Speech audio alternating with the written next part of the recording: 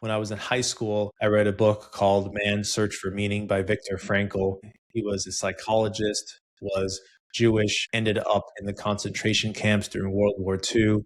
And he believes the only reason he survived was because he had a goal, a real purpose in his life, which was to publish his research, which coincidentally was about purpose. This story really stuck with me.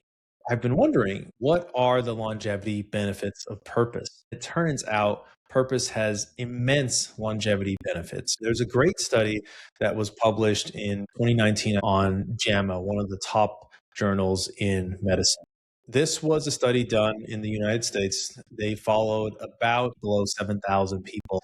They did a purpose questionnaire in 2006, and then they followed up with folks in 2010.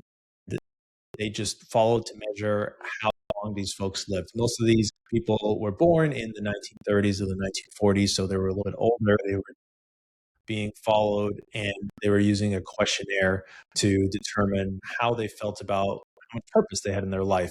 They used something called the Riff and Keys scale of psychological well-being. And the questions were things like, I enjoy making plans for the future and working to make them a reality. Some of them were reverse scored. Like, I don't have a good sense of what it is I'm trying to accomplish in my life. If you said, I strongly agree with this, then that is indicative that you do not feel a lot of purpose in life. That's what they tested them on, and then they followed up with them to see how many people survived. One thing I want to add here in the design and the methods is they knew that this was a correlation, not causation study. They made sure to run analyses through the results and exclude people who died in the first year and exclude anybody who had a chronic disease at baseline, or they wanted to make sure that didn't skew the data. So here were the results. They scored people on those 7 questions, 1 to 6, 6 being the highest, meaning the highest level of purpose. And they made that their reference group. Then they asked the question of these different subgroups. So score from 5 to 6, 4 to 5, 3 to 4, and then 1 to 3. That's how they segmented them. What was their overall mortality? When you look at the people who were chronic disease free at baseline, 1,700 people, 79 of them ended up passing away. And the people who were in the top 2 group, exactly a sixth of the life purpose score, they were twice as likely to die if they had a lower life purpose score. So 2.12 times in the medium group, and then 2.2 times more likely in the other group. Here's a graph showing the survival probability.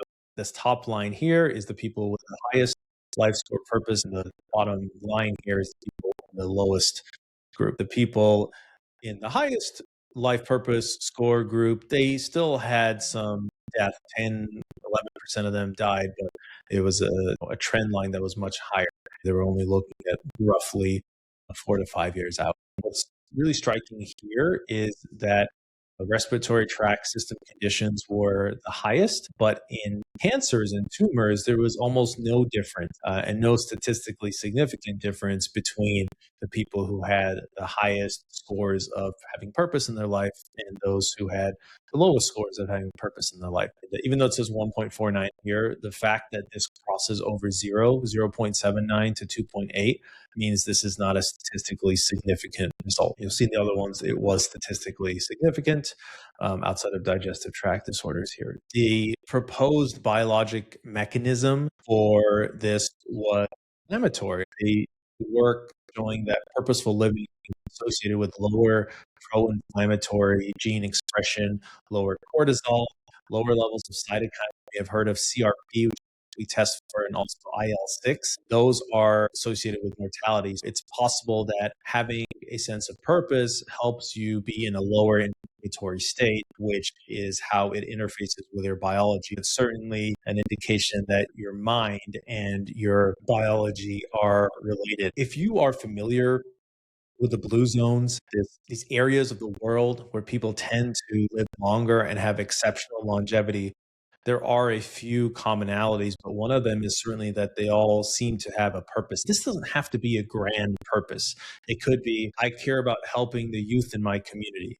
Some of them were artists and they cared about their art. Some of them just wanted to help out their friends. One of the things that I work on with my patients It's really important to make sure that you have that because of this data, but also because it improves your subjective well-being. Having higher cortisol means you're stressed more. That, of course, is something we all feel and try to avoid in our lives. For me, it happened when I discovered this concept of longevity medicine and being really proactive about your health in a broad way. I want to make sure I put this out there and how you should incorporate that into your life. That connection to stress is a deeper part of it. I want you all to really consider the mental side of longevity because it is so important and because it is so underrepresented. I think this is something that will continue to show up more because to me, from a quality of life and health span standpoint, the mental side is huge. We're increasingly seeing how that interacts with our body in different disease states. It truly is mind over matter.